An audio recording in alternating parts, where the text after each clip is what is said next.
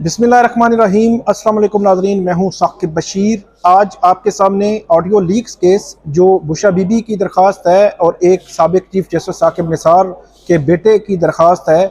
Audio leaks ये मतलब audio tape होने और लीक्स होने के ख़िलाफ़ उन दरख्वास्तों पर इस्लामाबाद हाई कोर्ट के जस्टिस बाबर सत्तार ने बड़ी अहम समाअत की है।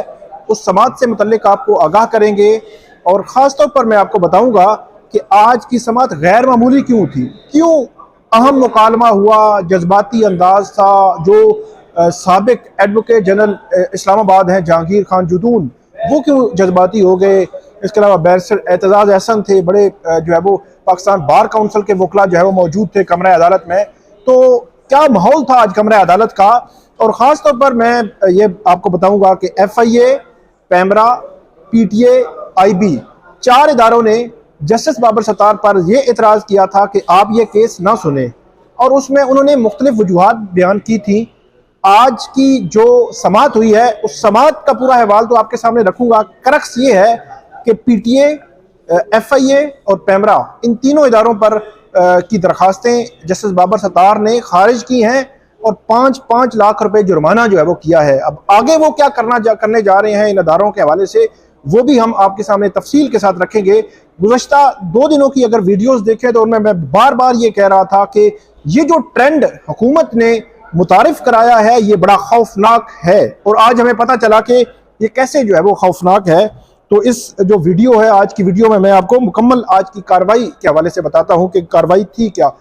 केस ये है कि बुशरा बीबी और साबिक चीफ जस्टिस साकिब निसार के बेटे नजमुस साकिब, उन्होंने दरखास्तें दायर की कि हमारी जो ऑडियो है वो टेप किसने की है, किसने लीक की है, किस कानून के तहत की है और किस इख्तियार के तहत की है, और क्या वो किसी की भी प्राइवेट गुफ्तगू टेप करके लीक कर सकते हैं।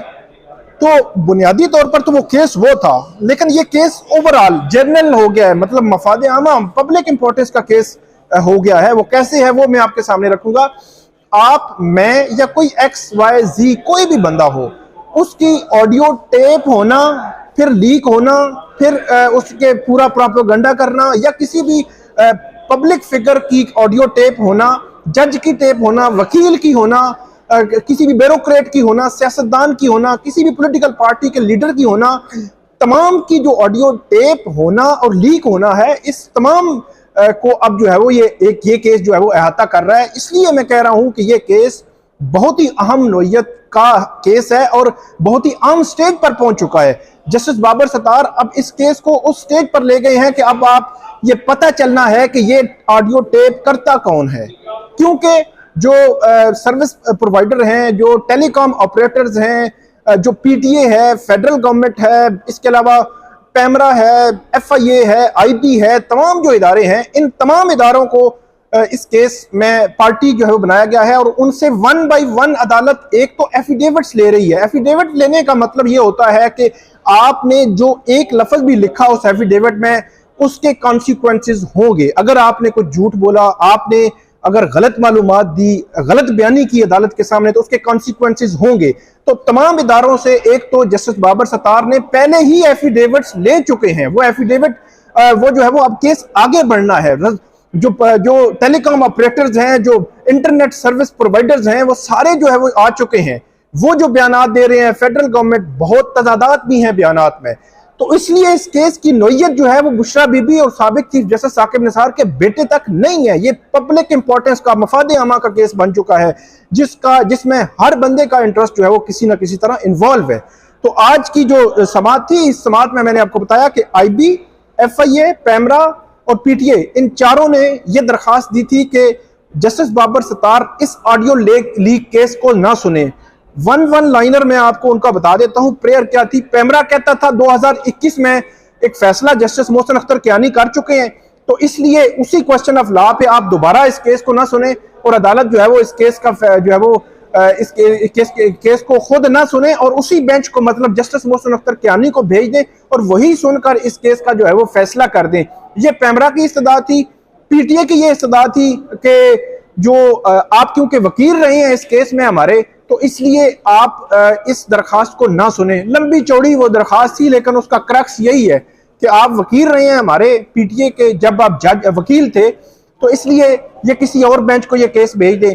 FIA ने ये कहा कि FIA ने 4-5 कदम आगे रखे। उन्होंने कहा कि 6 जजेस जिन्होंने 25 मार्च को खत लिखा था, उस खत की बुनियाद पर उन्होंने कहा कि आप रिक्यूज करें, क्योंकि आपने डायरेक्टली इंटेलिजेंस एजेंसीज ISI का नाम उन्होंने लिखा कि आपने उनका नाम लिया है, तो क्योंकि ये कॉन्फ्लिक्ट ऑफ इंटरेस्ट आ गया है तो इसलिए आप ये केस ना सुने। IB की दरखास्त भी कुछ इस तरह की थी और उन्होंने कहा कि जस्टिस बाबर सत्तार ये केस ना सुने। FIA की दरखास्त में बाकायदा तौर पर यह लिखा गया था कि जस्टिस बाबर सत्तार ये केस ना सुने और 5 बाकी जज भी, मतलब 25 मार्च को खत लिखने वाले 6 जजेस ये केस ना सुने, ये कहा गया था FIA की दरखास्त में। मतलब दूसरे लफ्जों में आप ये कह सकते हैं आसानी के साथ कि फेडरल गवर्नमेंट ने 6 जजों पर अदम एतमाद का इजहार कर दिया कि अब जो है वो क्योंकि कन्फ्लिक्ट ऑफ इंटरेस्ट है तो आप केस ही ना सुने। तो आज बड़ी आम समाअत हुई, उस समाअत पे अब मैं आता हूं। अटॉर्नी जनरल मंसूर अवान पेश हुए थे, यहाँ पे पाकिस्तान बार काउंसिल के नुमाइंदे थे, बाकी जो दरखास्त गुजार हैं उन तमाम के दरखास्त गुजार पेश हुए थे। आज जब केस शुरू हुआ तो जस्टिस बाबर सत्तार जो है वो उनकी जानिब से पूछा गया कि किसने दरखास्तें फाइल की हैं, उनका फैसला पहले हम करेंगे और उसके बाद केस आगे चलाएंगे। तो यहाँ पे अटॉर्नी जनरल ने बताया कि IB, FIA, PTA ने ये दरखास्तें दायर की हैं। जस्टिस बाबर सत्तार ने कहा कि जो दरखास्तें आई हैं उनका सुनकर फैसला करूंगा, और जस्टिस बाबर सत्तार ने यह भी कहा कि उन्होंने दरखास्तें दायर की, अब मैं पहले उनको सुनूंगा, आप बैठ जाएं। इस अटॉर्नी जनरल जो है उनको भी बैठा दिया, और जो पिटिशनर्स हैं मतलब बुशरा बीबी और साकिब निसार के जो बेटे हैं उनके जो वकील हैं उनको भी कहा आप भी बैठ जाएं, क्योंकि 4 इदारों की दरखास्तें आई हैं, पहले मैं वो सुन लूं उसके बाद केस को आगे बढ़ाएंगे। जस्टिस बाबर सत्तार ने यह कहा कि अटॉर्नी जनरल जो एडिशनल अटॉर्नी जनरल है मुनव्वर इकबाल दुगल, वो अदालत के सामने पेश हुए। उन्होंने कहा कि ले आए FIA की दरखास्त पढ़ें। FIA की दरखास्त उन्होंने 1 by 1 पॉइंट बाई पॉइंट पढ़ना शुरू की। तो अदालत ने यह पूछा कि किसने उनको दरखास्तें दायर करने की अथॉरिटी दी है, मतलब FIA को किसने अथॉरिटी दी कि वो दरखास्त जो है वो दायर करें। तो यहाँ पे मुनव्वर इकबाल दुगल उन्होंने कहा कि DG FIA ने असिस्टेंट डायरेक्टर को अथॉरिटी दी कि वो ये दरखास्त दायर करें। जस्टिस बाबर सत्तार ने कहा कि मुतलका हिस्सा दरखास्त का पढ़ें जहां मुझ पर इतराज किया गया है। जस्टिस बाबर सत्तार ने जहां पर यह इतराज किया गया कि आपने क्योंकि इंटेलिजेंस एजेंसीज का कहा है तो इसलिए हम जो है वो इतराज कर रहे हैं। तो जस्टिस बाबर सत्तार ने कहा कि FIA का ISI के साथ क्या लेना देना है, और यह भी कहा कि क्या FIA ISI की प्रॉक्सी है। फिर जस्टिस बाबर सत्तार ने पूछा कि किस तरह 6 जजेस का खत FIA से मुतलका है कि वो इतराज कर रहे हैं। उसके बाद यह भी कहा जस्टिस बाबर सत्तार ने कि क्या खुफिया इदारों के हवाले से खत, मतलब जो 6 जजेस का खत है, क्या वो खुफिया इदारों के हवाले से है। और अदालत ने additional attorney general Munawar Iqbal Duggal को खत का मुतलका हिस्सा पढ़ने की हिदायत की। और उसके बाद जस्टिस बाबर सत्तार ने यह कहा कि जस्टिस शौकत अजीज सिद्दीकी उन्होंने जो इल्जामात लगाए थे इस अदालत के जजेस ने 25 मार्च के खत में उनके इल्जामात को जो है वो सपोर्ट किया है। फिर उसके बाद उन्होंने ये भी कहा कि आपने खत का जो हिस्सा पढ़ा है वो तो ISI से मुतलका है, तो FIA का क्या लेना देना है। FIA की जो दरखास्त थी वो एडिशनल अटॉर्नी जनरल पढ़ रहे थे, तो वो पॉइंट बाई पॉइंट वो उनसे पूछ रहे थे कि आप FIA का स्टांस बताएं कि FIA कहाँ ये कह रहा है कि ये कन्फ्लिक्ट ऑफ इंटरेस्ट का केस है। उसके बाद एडिशनल अटॉर्नी जनरल ने कहा कि जी बिल्कुल ऐसा ही है कि FIA का नहीं है बल्कि ISI का नाम लिखा हुआ है। उसके बाद जस्टिस बाबर सत्तार ने पूछा क्या FIA एक इंटेलिजेंस एजेंसी है। Additional attorney general Munawar Iqbal Duggal ने कहा कि FIA इंटेलिजेंस एजेंसी नहीं है। फिर उन्होंने पूछा कि क्या हाई कोर्ट के जजेस को ब्लैकमेल करने से FIA का कोई ताल्लुक है। तो एडिशनल अटॉर्नी जनरल ने कहा कि नहीं, ऐसा नहीं है, लेकिन खत में लफ्ज इंटेलिजेंस एजेंसीज इस्तेमाल किया गया है। तो उन्होंने कहा कि FIA तो इंटेलिजेंस एजेंसी है ही नहीं, जब आप कह रहे हैं तो फिर इस पॉइंट को तो छोड़ें, आगे बढ़ें। फिर अदालत ने पूछा कि क्या FIA का जजेस के घरों में खुफिया कैमरे लगाने से कोई ताल्लुक है। तो एडिशनल अटॉर्नी जनरल ने कहा कि नहीं, ऐसा भी नहीं है। फिर अदालत ने पूछा कि क्या इस लेटर में किसी एग्जेक्टिव के नाम का जिक्र है। तो जस्टिस बाबर सत्तार ने यह भी कहा कि मफादात के टकराव के हवाले से बताएं, इस खत में जाती मफाद का बताएं, मेरा क्या जाती मफाद है। ये जो है वो पूछा जस्टिस बाबर सत्तार ने एडिशनल अटॉर्नी जनरल से, और बड़े वाज़ेह अंदाज में उन्होंने पूछा कि ये बताएं कि कैसे जो है वो आप जो एतराज़ कर रहे हैं ये किस तरह है, और केस दूसरी अदालत मुंतकिल करने की मुतफरिक दरखास्तें दायर करने का मकसद अदालती कार्रवाई को शर्मिंदा करना है, एम्बेरसमेंट करना है। ये जो जस्टिस बाबर सत्तार ने बुनियादी जो पॉइंट रखा कि आपने जो दरखास्तें दायर की हैं बुनियादी तौर पर इस अदालत की कार्रवाई को एम्बेरसमेंट आप जो है वो करना चाह रहे हैं, और उन्होंने कहा हम और आप एक ही दुनिया में रहते हैं और बिल्कुल जो है वो हम समझ भी रहे हैं। जस्टिस बाबर सत्तार ने कहा कि अगर एग्जेक्टिव जजेस को धमकाए और जजेस तौहीन अदालत की कार्रवाई शुरू कर दें तो क्या वो मफादात का टकराव है? और यह भी कहा कि क्या जज जाती मफाद के लिए तौहीन अदालत की कार्रवाई करेगा, और क्या अदालत IB FIA के सारे केसेस सुनना जो है छोड़ दे। और यह भी अदालत ने कहा कि आपकी अगर दलील मान ली जाए तो इसका मतलब यह है कि आज के बाद मैं हुकूमत के तमाम केसेस जो है वो सुनना छोड़ दूं। ये additional attorney general Munawar Iqbal Duggal जो है उनसे बड़ा अहम मुकालमा हुआ जस्टिस बाबर सत्तार का, और उन्होंने बड़े वाज़ेह अंदाज में उनको ये जो है वो चीज़ें उनके सामने रखी। और फिर जो एडिशनल अटॉर्नी जनरल ने कहा कि एक पिटीशन में एजेंसीज के किरदार के हवाले से बात की गई है, मैं इसलिए मैं कह रहा हूं कि आप रिक्यूज करें। तो जस्टिस बाबर सत्तार ने फिर ये भी कहा कि वही बात उन्होंने कही कि अगर आपकी लॉजिक मान ली जाए, आपकी दलील मान ली जाए, तो फिर तो ये है कि तमाम जो है वो गवर्नमेंट के जितने भी केसेस हैं वो जो है वो मुझे नहीं सुनने चाहिए। फिर आपकी लॉजिक ये कह रही है। उसके बाद Islamabad high court justice Babar Sattar ने सबसे पहले FIA की दरखास्त थी, FIA की दरखास्त खारिज की और ये कहा कि 5 लाख रुपए जुर्माना हम आयद कर रहे हैं और DG FIA के खिलाफ हम कंटेम्प्ट ऑफ कोर्ट की प्रोसीडिंग्स भी शुरू कर सकते हैं। और उसके बाद अदालत ने उसके बाद जो दूसरा नंबर था IB का, IB का जब आया FIA से पूछा किस अथॉरिटी के तहत आपने ये दरखास्त दायर की है। फिर जब IB का नंबर आया तो IB के हुकाम से पूछा कि आपने किस अथॉरिटी से ये इजाजत ली, किस अथॉरिटी ने ऑथराइज किया है आपको कि आप जो है वो ये दरखास्त जो है वो दायर करें। तो जो हुकाम थे वहां पे जो वकला थे वो अदालत को इस पॉइंट पर IB की जानिब से मुतमिन नहीं कर सके। तो फिर अदालत ने कहा कि IB जो है वो इस हवाले से जवाब देगी कि किस अथॉरिटी ने उनको ऑथराइज किया था ये जो है वो दरखास्त दायर करने के हवाले से। फिर पैमरा की बारी आ गई। जस्टिस बाबर सत्तार ने उनसे पूछा कि आपने एक दरखास्त दायर की है कि मैं ये केस ना सुनूं, तो ये एतराज किस ग्राउंड पर आप ले रहे हैं? उन्होंने कहा जी 2021 का एक फैसला था जिसमें justice Mohsin Akhtar Kayani similar nature का एक पॉइंट ऑफ लॉ जो क्वेश्चन ऑफ लॉ जो है वो उस पर फैसला दे चुके हैं। तो हमने कहा कि कहीं कन्फ्लिक्टिंग जजमेंट्स ना आ जाएं, तो उन्होंने कहा कि आप जो है वो केस ना सुने। तो जस्टिस बाबर सत्तार ने कहा कि ठीक है, आपका जो केस है, आप जो वो जजमेंट भी है, वो जजमेंट मौजूद है, आप अपने आर्गूमेंट्स के में उस जजमेंट का भी सहारा ले सकते हैं ताकि ऐसा ना हो। तो ये तो कोई बात ही ना हुई। तो इस पर पैमरा के वकील ने कहा जी बिल्कुल ठीक है।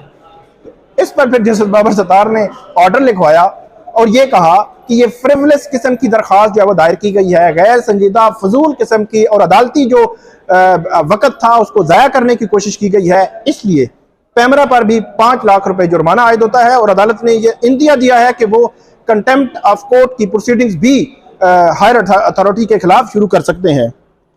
उसके बाद बारी आई जो अदालत की जानिब से, एक तो FIA को IB से जवाब मांग लिया, PTA के जो वकील थे उनको भी, PTA को भी अदालत ने 5 लाख रुपए जुर्माना आयद किया और साथ ही ये कहा कि आपके खिलाफ भी कार्रवाई कंटेम्प्ट ऑफ कोर्ट की प्रोसीडिंग शुरू हो सकती है। और उसमें अदालत ने PTA के वकील को कहा कि इससे पहले भी ड्यूरिंग प्रोसीडिंग ये एतराज आया था, जब ये एतराज हमने मुस्तरद कर दिया था तो दोबारा आपने ये जो है वो दायर कर दिया है। तो उस पर अदालत ने PTA के वकील की वो दरखास्त खारिज कर दी, 5 लाख जुर्माना कर दिया और इंदिया दिया है कि उनको भी कंटेम्प्ट ऑफ कोर्ट की प्रोसीडिंग जो है वो उनके खिलाफ शुरू की जा सकती हैं। वहां पर बड़ी जो है वो दिलचस्प माहौल ये बना कि मुस्लिम लीग नून के जो PDM दौर के जो एडवोकेट जनरल इस्लामाबाद बैरिस्टर जो है वो जहांगीर खान जुदून, वो रोस्टम पे आ गए। उन्होंने कहा मैं इस केस में वकील नहीं हूं लेकिन मैं कुछ बात करना चाहता हूं। कुछ जज्बाती भी थे, कुछ बरहम थे उन दरखास्तों पर, दरखास्तें दायर करने वालों पर, और उन्होंने उसमें ये बात की कि ये फजूल किस्म की, गैर संजीदा किस्म की ये दरखास्तें जो है वो दायर की गई हैं, इन सब की जेबों से ये पैसे लें। और उन्होंने कहा कौमी खजाने से ये पैसे नहीं आने चाहिए, इनकी जेबों से पैसे आने चाहिए और ये मामला अब जो है वो ख़त्म होना चाहिए। उसके बाद जो बैरिस्टर एतजाज हसन है वो भी रोस्टम पे आ गए। उन्होंने कहा कि इस्लामाबाद हाई कोर्ट ने आज के हुक्मनामे ने मेरा कद 20 फीट ऊंचा कर दिया है, मेरा कद बढ़ा दिया है। मुझे फ़ख्र है, आज इस्लामाबाद हाई कोर्ट पर मुझे फ़ख्र महसूस हो रहा है, खुशी महसूस हो रही है कि आज जजेस कह रहे हैं कि अनफ इज़ अनफ। ये जस्टिस बाबर सत्तार की जो दलेरी थी, जो बहादुरी थी, उसको सराहा बैरिस्टर एतजाज़ एहसन ने। उसके बाद ये जो मुकालमा था वो आया अदालत का, और जस्टिस बाबर सत्तार की अदालत में जो मुआवन है, अदालती मुआवन है, वो बैरिस्टर एतजाज़ एहसन भी हैं। तो उन्होंने भी अपने दलाइल जो है वो दिए, मुख्तलिफ हवाले भी दिए, और उन्होंने ये कहा कि ऐसे लगता है अदलिया ने स्टैंड लेने का फैसला कर लिया है। अदलिया को इलेक्शन 90 दिन के अंदर ना होने पर स्टैंड लेना चाहिए था। अब भी वक्त है हम खड़े हो जाएं और अपना हाउस इन ऑर्डर करें। और मैं पार्लियामान की सुप्रीमेसी के, जबकि आइन की सुप्रीमेसी पर भी यकीन रखता हूं, और अदालत का काम जायज़ या नाजायज़ करार देना है और इस ऑर्डर पर अमल होगा।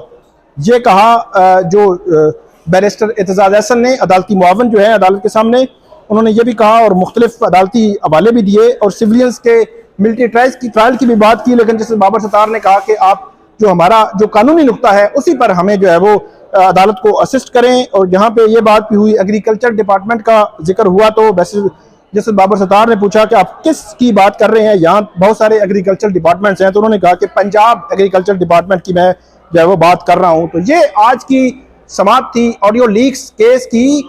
लेकिन अभी जो है वो मामला बाकी है, और उसमें जो रिटन ऑर्डर आएगा इस्लामाबाद हाई कोर्ट के जस्टिस बाबर सत्तार का इस ऑडियो लीक्स केस में, वो बहुत इंपॉर्टेंट होगा। उसमें ये देखेंगे कि क्या क्या अहम ऑर्डर्स हैं और क्या कंटेम्प्ट ऑफ कोर्ट की प्रोसीडिंग शुरू हो रही है या नहीं हो रही, और अदालत मजीद क्या ऑब्जर्व करती है, वो बड़ा इंपॉर्टेंट होगा। क्योंकि जब अटॉर्नी जनरल रोस्टम पे थे तो जस्टिस बाबर सत्तार ने बड़ा कैटेगोरिकली ये कहा था कि हम इस केस को आप फैसला करेंगे। तो ये आज की समाअत थी, उम्मीद है आपको पसंद आएगी। इस पे फीडबैक कीजिएगा। अल्लाह हाफिज।